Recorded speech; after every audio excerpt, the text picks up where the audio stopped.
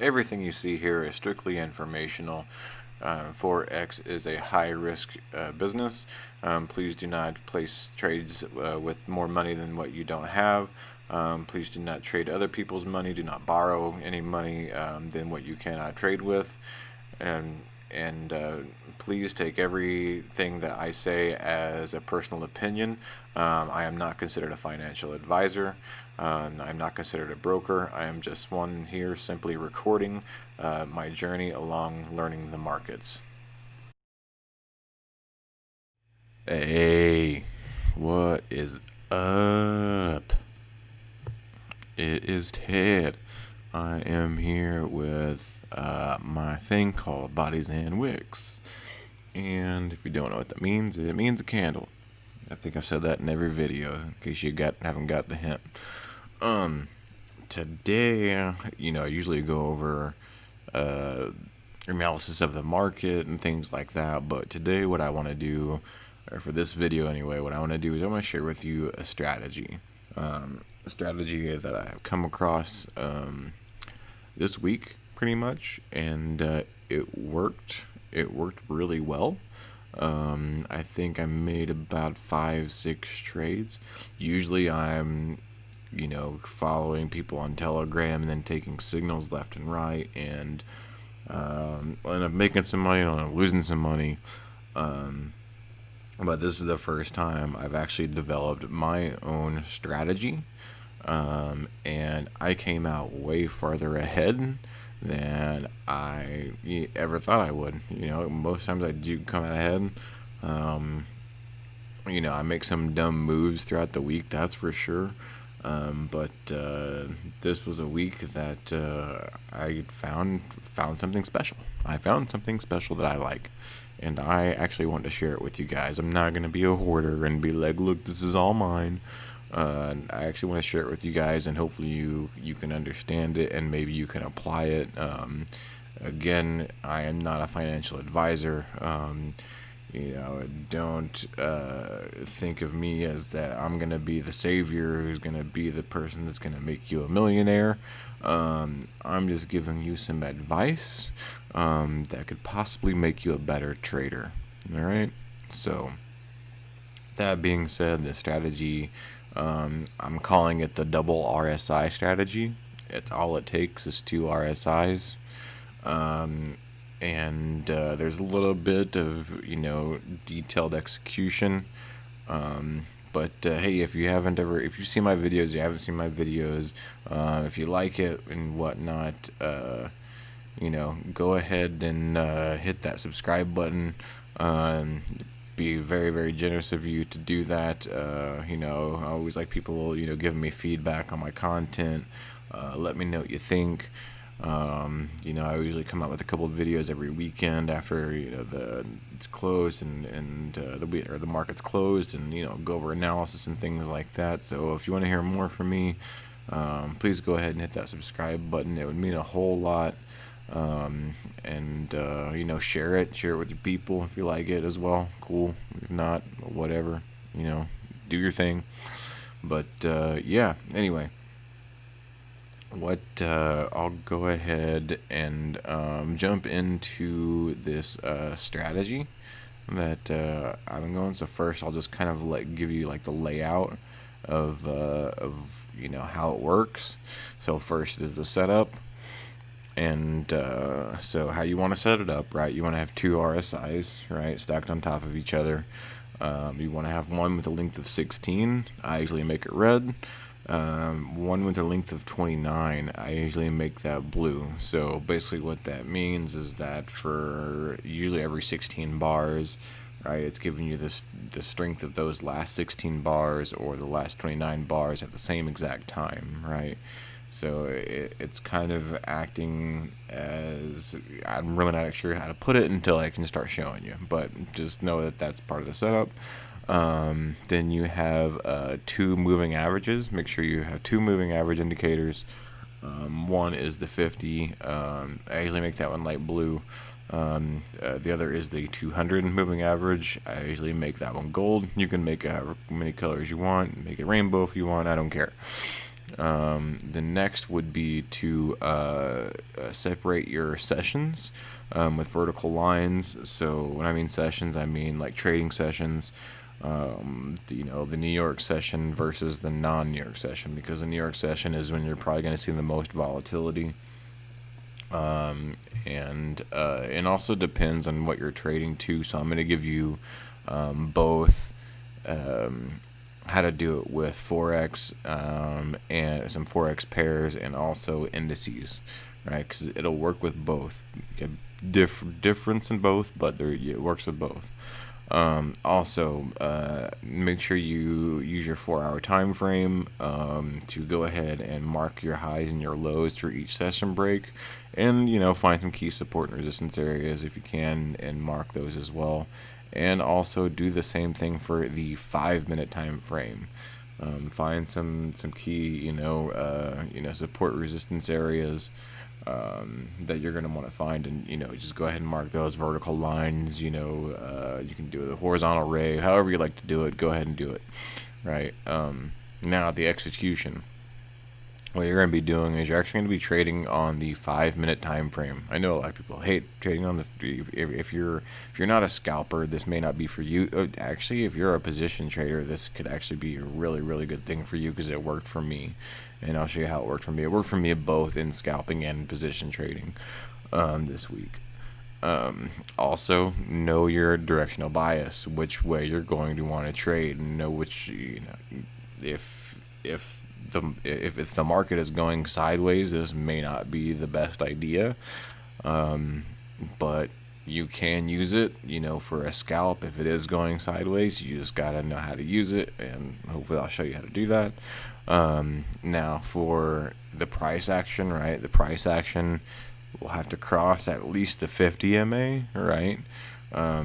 It honestly, it works better if it crosses both the 50 and the 200 MA, but if at least crosses the 50 MA, and it'll get near one of those support resistance lines that we're talking about. The 16 RSI must be near or at least overbought or oversold, depending on which direction you're going. Most of mine have been buys, so they have been oversold. So if it's been oversold, then you want to buy. All right, but here's another this is the biggest piece of the puzzle, right? Is this number 5? Is the difference between the 16 and the 29 RSI must be greater than 7. Generally, you probably want it about 10, to be honest. 10 would probably be perfect. 8 actually really good, but better than 7. That's probably where you want to pull the trigger, or at least getting ready to pull the trigger. Hopefully you can get a little bit better than that. When you want to get out, right, is when the price action has crossed the MAs. The RSIs are actually, if the RSIs are opposite the 7s, right? So I'll show you what I mean just a little bit, but you want the RSIs to kind of flip, right? So your 29 is going to be above your 16 whenever you buy, right? And then whenever you get out of the trade, your 16 is going to be above the 29, and you want it to be at least that 7 or greater. It kind of gives you that flexibility. That's how big of a change of a direction that you've had, right? So again, we'll get into this, but this is just kind of the execution if you want to write this down. And then also the last piece of it, get out. Or if you're actually going with a trend and you keep seeing the RSI keep doing the same thing over and over again, but it's going along with a trend, you don't have to get out. You can stay along with it. And again, one of these examples I'll be showing you. And also be aware of divergence, because it is your friend. So there are going to be times where it's going to look like it can go against you. But if you are aware of the divergence, then don't worry about it, because it is going to actually help you, right? So what we're going to go ahead and do is I'm going to bring myself back in here. 1 second. Well, it's supposed to bring me in here. There we go. Okay. I was doing something weird there for a second. I didn't know what it was doing, but bringing myself back in here. All right, so first I'm going to show you the first one that I did this with was NZD USD. So this is the Forex pair. So here we go. I have the 4-hour chart, threw a fib on it. You know, so I can get, and you can see some dotted lines down here for some support and resistance that I had found, you know, on the 5 minutes as well. So this was just one of the first ones that I kind of took a look at, because I had a feeling that this was going to be, you know, going long. And the reason I thought I was going to be going long is you can see this big gold line. That big gold line is actually a very, very, very long trend line from like way back. If I wanted to actually like get into the thick of it, you know, I could show you that this trend line goes way back here. So that's one of the reasons I was actually looking at NZD USD, because I thought I was going to be you know, probably retesting this trend line and going long. So that was my directional bias, right? I guess I should kind of pre-text this, because at first what I was doing in the beginning of the week is I was trying to trade gold, right? And gold just didn't have a direction this week, and because it didn't have a direction, the strategy did not work. So let's, you know, here I'll kind of give you an idea of what I mean by what we're going to try to be doing with this strategy and why it didn't work for gold. For one, gold did not have a directional bias. So here is your double RSI, right? So you have your 16 in red, you have your 29 in blue, right? And you know, and I said there had to be at least a difference in 10. Here is an example, or at least more than 7. Here is an example of that, right? So right here, your RSI is about a difference in 9, right? There are 8, so somewhere around there. So because of that, and it's being oversold, right? So your 16 is being oversold. At this point, since it does have that difference, that's the point where you would want to sell, right? Because it did cross both, your price action crossed both of the 50 and the 200 MA. So I'm sorry, get rid of the 3 and the 10. Crossed both of those, right? Your difference is 10. You want to sell. It actually would work, right? If, as long as you had a really good stop loss, right? So, you know, right here would have been the, you know, if you're watching this on a, well, this is actually the 15-minute chart. If we got on the 5-minute chart, it'd probably be a lot bigger. Let me see if I can find it, because I think I marked it right. It was back here. Yeah, there it is. I marked it. Actually, it wasn't that big. Anyways, maybe this is why it wasn't working for me, because I was always doing it on the 5-minute chart. So the 15-minute chart, that RSI was actually, you know, bigger than 7. It was around 10. If you did sell there, you could have held as long as you did have a good stop loss, right? And then it would have broke your way, because it would have crossed both the RSIs. And then here's what I'm talking about. It has to cross. So here, you know, your RSI is, you know, theoretically 7 above your blue. Now, once it crosses, you want it to be, you know, at least 7 below the blue, something like that. And then that's the point where you would get out, right? So you want it to go from one extreme to the other, and then that would be the end of the story. So this would have worked actually on the 15-minute time frame, as long as you had a good stop loss, right? Because once you got over to here, your RSIs, actually they were still 10 apart. So never mind, this would have worked perfectly on the 15-minute chart. I forgot what I was doing here, but I know I wasn't trading it the way I wanted to. but I just know I was trading gold, and I was making little bits here and there. But this is, I think this is, we're probably right around the point where I realized, because I had been using this 16 and 29 RSI. If you've been watching my videos, you know I use the 16 and 29 RSI. I had wondered why, and then I started doing some back testing on this, and then I finally realized why, and this is actually a really good reason why. So here we go. If we actually wanted to do this here, God dang it, why is it doing that? Right here, you have your RSIs both about 10 apart, perfectly 10 apart. You could have sold here, right? Knowing that it got 10 apart in real time. You're watching those RSI numbers, right? Gets 10 apart, and it is probably, I don't think it's anywhere near a support and resistance. Well, yeah, it kind of is. I didn't really have one marked, but considering it is oversold, right? And probably the only good directional bias that you do have is a sell at this point, because it is going sideways. It is at a high point. You probably could have took this, and let's see here, you want it to get to the opposite way. Yep, right here. So you're probably about 5 points, in difference in your RSI. You could have took it there. You could have took it further. Actually the best bet would have been here, because right here you're what, 9 points. So again, this is good for possible direction, or not directional trading, position trading too, because that would have been, let's see how many pips if you'd have caught it here, right, and then took it all the way to here. That's 45 or 40, and 45 in gold, 450 pips in gold. That is not a bad trade at all, right? So this is just one example, and that's one example I didn't take.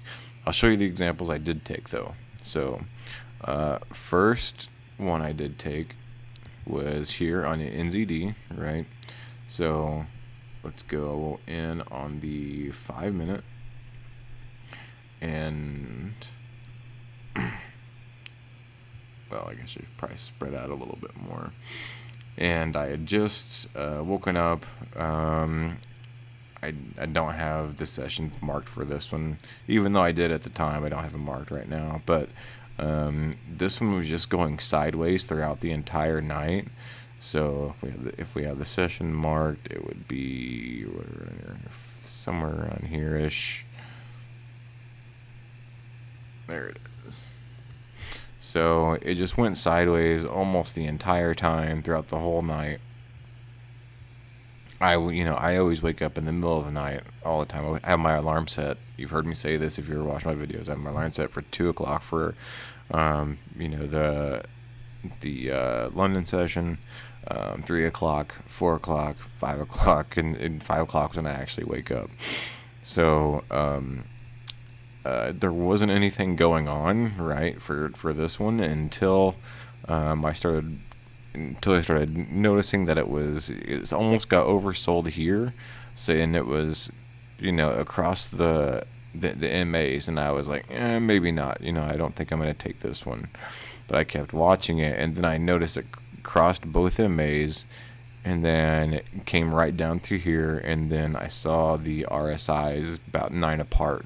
So, and my directional biases, I thought this was going to buy. For one, since I drew the fib, right, this is also on the 50, the 50% line. 50% line to me, discount, right? That's what everybody wants to buy at a discount. So it's a discount price from wherever it was. So it was right on the 50. I drew some support and resistance lines right around here.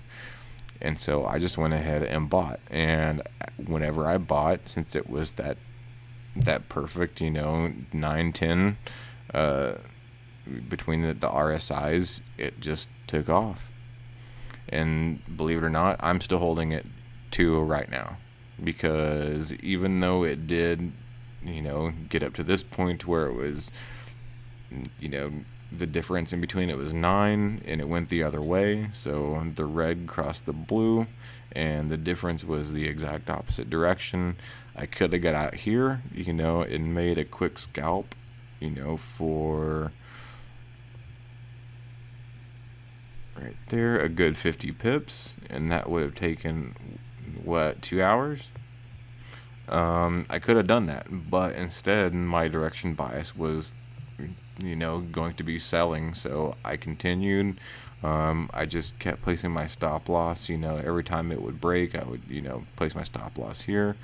And I think I just left it for a while, but all I know, I did take profit along the way, of course.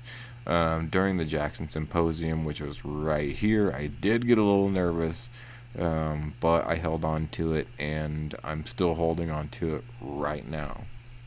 So this is the first one that I actually took by doing this actual strategy. And currently I am, let's just say I'm somewhere around here. And let's see how many pips is that. Yeah, roughly right around 200 pips or so.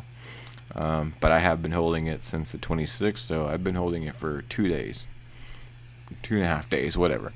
Still not bad for just this one strategy that I have found. And again, that's why I'm showing it with you guys. Second one was the euro. So euro was a little bit different. I had to play this one a few different times. So this one came the next day, right? So after I learned about the strategy on the 26th, and it actually helped me out, the next time was the euro. So, and it came at this point right here. So again, woke up, kept checking it. It was going sideways. I had marked some resistance and support areas. One thing I learned to do is actually set a notification, right, for any time that the 16 crosses the 30, right? And I also have the 20 marked too in case it crosses the 20. But in case the 16 crosses the 30, I have an alarm set, right? So the 16 crossed the 30 right around here, right? And at this point, I'm looking at it, and we are about at 7. However, and we'd also crossed, both the MAs. We're going down this direction. My directional bias was a buy because, the dollar has just been going down. So my directional bias has been to go against the dollar. So to go against the dollar, you buy the New Zealand against the dollar, you buy the euro against the dollar. Now, this was right before the Jackson Symposium, so this was a weird one. So I did buy, right? I bought, and then during the Jackson Symposium, it shot up. Luckily, I did have a take profit set to this one, and oddly enough, okay, see this turquoise line here. If we actually go back, this goes back to here. So this was kind of a support and resistance line I had drawn prior to. I actually had a sell limit there too, and I forgot about it. Completely forgot about that sell limit. But I did have a take profit. I think it was just above here. So as soon as it jumps up, it actually it takes the profit. I'm like, all right, cool. And I check, and next thing I know, it's already going back down, and I'm in profit again. And I'm like, how did I get in profit? And I forgot that I had a sell limit, and I didn't know where it was gonna go, so I just jumped out of that trade really quick too. But it was somewhere around 25 pips that I made going back down. Don't ask me how. I got extremely lucky. I wasn't expecting the sell limit at all. I forgot. I set it from a couple days back, and it just happened to work out in my favor. But just with that one, again, somewhere around 6 in the morning is where I took that. Had my, I think it was 1890. Is where, right around, 1890 is where I had my take profit set. So that was a good 96 pips that I got on that one. Going the opposite direction, I could have took it, but it was Jackson Symposium. Well, I did take it on accident. Didn't realize what it was. I just acted on impulse and got out of there. And I just kept letting it go. Now, the thing about this is I didn't take another one of these because there really wasn't a good time to take one. I was watching the RSIs. They weren't getting too far apart. There wasn't anything, that was in particularly, that I could find up until, and it was just climbing, and I was kicking myself because I was like, you know what, I should have just bought, because that was gonna be my directional bias anyway. But there was no quick movements. It was just, it just started gradually and gradually going up. And then it was in the morning. I remember it was in the morning on the 28th. Yep, because I usually wait. It was, yeah, right around here. I think I woke up at 4, and saw it getting really high. I wanted to sell, but I was like, it's there. My RSIs aren't there yet. And then they started diverging here, right? So once I saw the RSI again, it was right here, about 10 points apart, almost 9 points apart, and I had seen this. If we zoom in on this little, I have this pink box drawn, right? Because there was a big imbalance that I saw. So, whenever I see an imbalance, I usually draw a box, because either it's going to not go to the imbalance or it's going to go right through the imbalance. I also drew the trend line. So all of those came into play at the exact same time as the 10 difference in the RSI. So as soon as that hit, I bought. I took it up to the next resistance line, and then I just went ahead and got out. I didn't think it would break through the resistance. I was like, resistance is good enough, why not? Jumped out. I think that was a good 30 something pips, if I'm not mistaken. Yep, somewhere around 30, 32. I didn't do what I wanted to do, hold it and then, watch it, go from the, red to the bottom, to the red to the top with the blue on the bottom. I just got out at resistance because resistance was already there. It already bounced off twice. I didn't want to chance it and turn against me, because that's what it did. It did turn against me. However, when it did turn against me, I jumped in again because there was another one, and it was right around here. Yep, here it was. So right when the RSI got a little bit around 8, I jumped in again. So I went ahead and bought because that was my directional bias. My stop loss was below this area here. So that right there, that was my stop loss.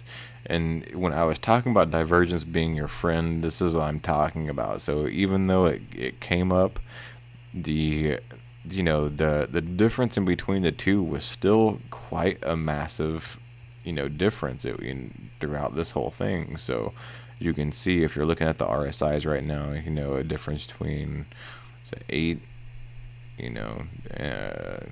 7, 8, then it goes to 2, but that's when they started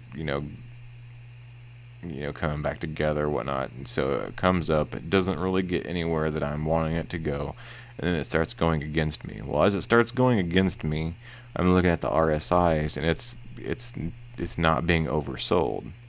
So since this one it would tap the oversold, right? And that's one of the things about this strategy. It has to get near or oversold, right? Difference of 10, pull the trigger. And if it's near a resistance line, which it was right on that resistance line. So that's why I pulled the trigger. And then again, even though it did go against me, you had this divergence here. You have this divergence of the RSI actually gaining strength, right? So since the RSI was actually gaining strength, I didn't worry about it because I figured it was going to go in my direction. And of course it did. So it went in my direction.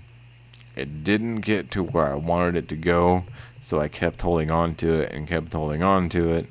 And I actually closed it out just before the end of the weekend, just because I didn't want to be in the trade over the weekend. I didn't know about the future of the Euro USD. I didn't know what's going to happen over the weekend. So that was the second trade. Yeah, that was the second trade on Euro USD.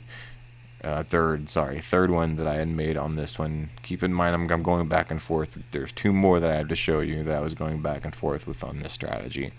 So that was another 30 pips, right? I could have made a little bit more, but I was holding it. I was hoping to get a little bit further distance between these two RSIs.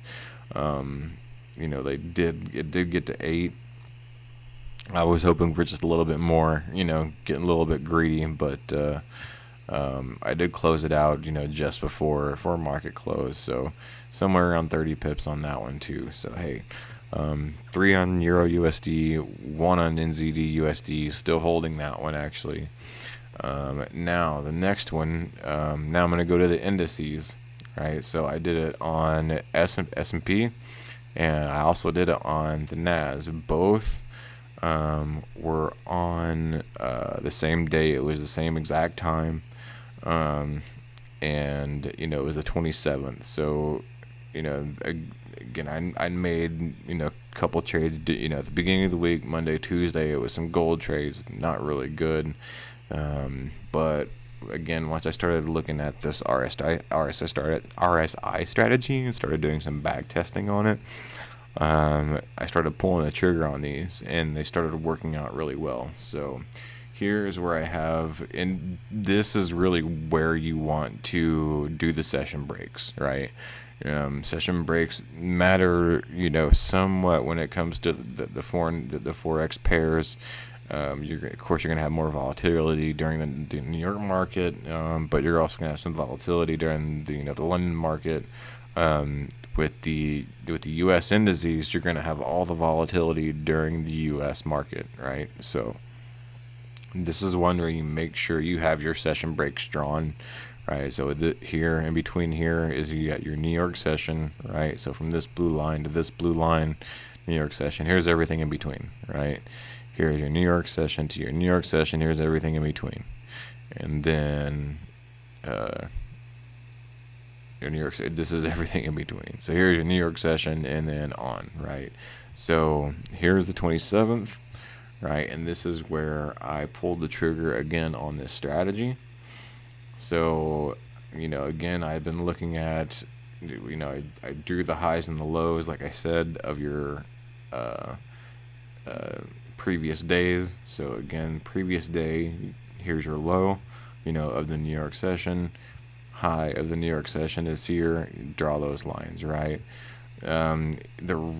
Since this kind of fell in between the highs and the lows, you really didn't need to mark those out. Generally, if you make a higher high or something like that in between the session, or you make a lower low in between the two sessions, you want to mark those, because those will act as resistance points as well. But since this one really didn't have one, I just left it, right? So the day starts, right? We have the Jackson Symposium going on.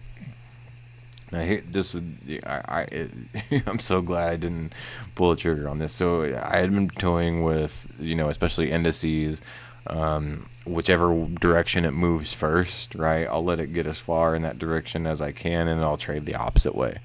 Because generally what I'm thinking is that the banks are going to try to push it, as far as they can. And then once they push it so far, that way they buy to sell and sell to buy, and that's my thing with the banks. I try to fight with them, but Jackson Symposium was happening this day. I almost didn't want to touch these, but then came the magic moment, right? Then came the perfect moment. It started coming down. It crossed again 5-minute time frame.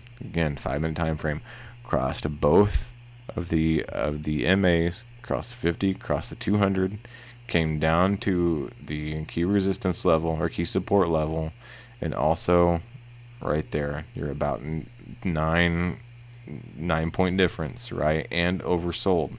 9-point difference and oversold. Boom, I pulled the trigger, right? Waited for a second, came back up, came back down. Again, 9 points. Boom, pulled the trigger. So I actually had 2 open trades going on with this.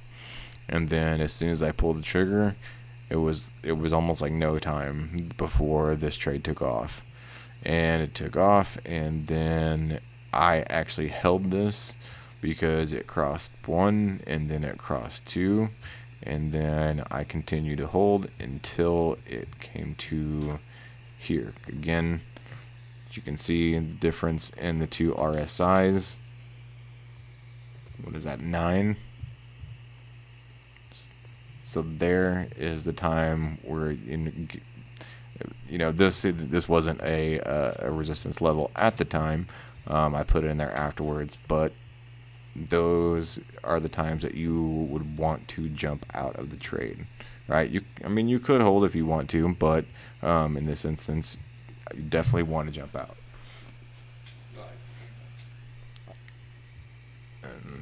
Just because you can see that this is also being oversold in this RSI, and again, that was part of the main strategy. Whenever you're going from being that was overbought. So this is oversold, right? Red below the blue. Wait till it switches. The red above the blue, being overbought, and get out. Held that one for quite some time. However, if you want to draw the pips on this, so 434, not bad, right? 434 pips just for this one little strategy. Did it again, right? And here was the next time you did it.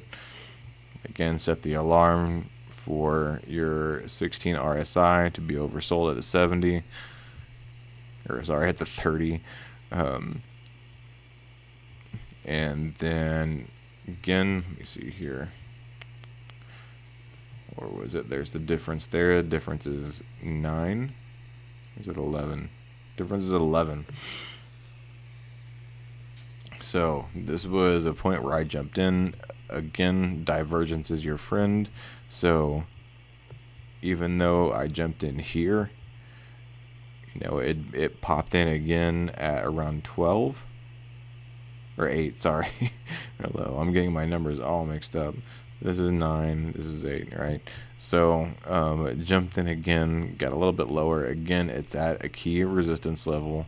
You can see from previous times I drew in these resistance levels. So that's the reason why I jumped in. And then it got up here, and then it came back down. I got a little scared on this one, to be honest. I mean, of course, once I saw it get above, I put my stop loss to break even. This was right when the London market opened as well. So I just woken up, got in this trade, was up enough to actually see it get far enough to where I could put my stop loss to break even, and then I just let it go. Again, it had crossed both both the 50 and the 200, right? Crossing both 50 and the 200, came to the key support level, right? Difference in 10 in the RSI, pull the trigger, right? Let it go. Now, whenever I got out was actually right over here. It crossed both the RSIs, and it had been holding on this resistance level for a little bit. And I just didn't like the direction it was going. It just didn't seem like it was going to be going in my favor, so I jumped out. I want to say it was somewhere right around 7:15, because that's usually when I start getting ready to go to work. So it was like somewhere around here was actually when I jumped out. So it wasn't the best of all the plays, but it was somewhere 116 pips. Can't complain about that at all. 116 pips. Here is one that that people could have jumped in if you wanted to. This could have been a good quick scalp on the opposite direction. I wouldn't have taken it. Two reasons why I wouldn't have taken this. Okay, so this is mainly in the difference in the RSI if you wanted to take this. So the difference in the RSI is 8, right? 8 is greater than 7. It crossed the 50, right? It's testing the 200. You could take that sell. However, my directional bias is the opposite way. I would rather buy, but you could take that for a sell. Wait till it crosses, and then get out of the trade. So you could do something like that if you wanted to. That would have been from noon to 12:30, a 30-minute scalp. It would have got you you know, 91 pips. You can't complain about that. So, but I wouldn't have taken it just because it wasn't overbought. Um, Even though it did fit most of the criteria, it wasn't overbought.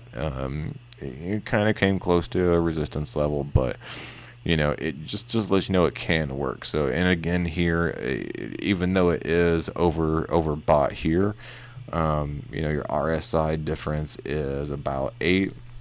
Again, I wouldn't have taken the sell because my directional bias is a buy. You're going with the trend. If you can find a buy, you're more than likely better to hold it. You know, Again, these are just little things. I mean, who knows if you even think that this one could have worked right here to where the RSI difference is 4. I like the RSI difference to be a lot bigger because that tells me there was a bigger move that happened within a short amount of time. So that means that there's probably going to be a bigger reaction coming back the other way. But anyways, and also the volume. Sometimes you can take the volume into consideration. The volume is low, and you see that kind of reaction, especially like this one. Like the volume here is almost nothing, but you had this big of a difference, in your RSI. That could be another key indicator that you could look into and say, hey, if the volume is not that high, but there's a big difference in the RSI, pull the trigger, get a quick scalp going in the opposite direction. But those were the trades that I had made. Generally, I make like, I don't know, at least 6-7 trades a day, just from people doing, people sending out signals on Telegram and things like that. But this was my own personal strategy that I have found and that works for me. And I hope my face wasn't in the way whenever I was trying to show you the RSIs and whatnot. I think I was a little bit more in the middle. If not, I'll let me know in the comments and I can make another video, try to give you a better direction on how the RSIs work. But hopefully you get the gist of it, of how it all works.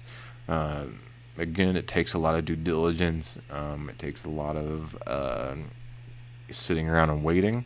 But then again, if you were able to catch them at the right time, which luckily I was able to catch these at the perfect amount of time, mainly because I'm always watching the market. Again, I set my alerts too. Setting your alerts is going to be key. Setting that alert of the 16 RSI to hit that 70, or not the 70, well 70 going one way if you're going to sell, but setting at the 30 if you're going to buy. And that would probably be the one I would personally do. That's the one I have been doing, setting at the 30 to buy, because as soon as it crosses, I get that alert. I look to see if there's a difference. I look to see if it's at a key resistance level, and see if it crossed the MAs. You can do that in almost a split second, and then boom, get that trade in and just see what happens. Let it get high enough above to where you can just put your stop loss to break even, let it ride, take profits a little bit here and there along the way. And that's what I did, and that is my strategy, and I'll be using this from now on. And I hope that you got something out of this. Like I just said, if you want to check out my other videos, I'll probably be doing some over the weekend. Probably doing, looking at the S&P, how crazy of a week that we had with the S&P, crazy week that we had with NASDAQ, record highs. I'm still going to be looking at the Euro USD, GBP USD ended up in a very strange manner. Same with the, NZD USD, USD CAD ended up. It was just it was a crazy week. It was a crazy week in the trading world, that's for sure. Except for gold, the one that the one that I was hoping was gonna do something like extravagant this week, ended up really not doing anything until like the last couple hours of of the day on Friday. So I chose in my battles with gold early in the week, and then decided to drop it, and then found these other 5-6 trades that I did, and that was enough to catapult me into a better position than I was 3 weeks ago, that's for sure. But anyways, that's it. That's my video. Hope you guys enjoyed it. Again, if you want to, go ahead and click that subscribe button. If you want to hear me ramble on, give really bad dad jokes every now and then, have a dry humor, watch me drink Nosses and Monsters and that kind of stuff. And if you want to see some analysis on, maybe I'll do some analysis, and maybe I won't. Maybe I'll just look at the screen and just stare at you guys and make you guys mad. But either way, it's gonna be a good time. So go ahead and subscribe. Please tell your friends about the video that are traders. If you like the strategy and if it works for you, let me know. Personalize it, do your own thing to it. Maybe you got a better idea. I know tomorrow I'm getting a haircut. I know you really don't care, but I'm just gonna get a haircut tomorrow anyway. And I'll see you guys later. Okay? Peace.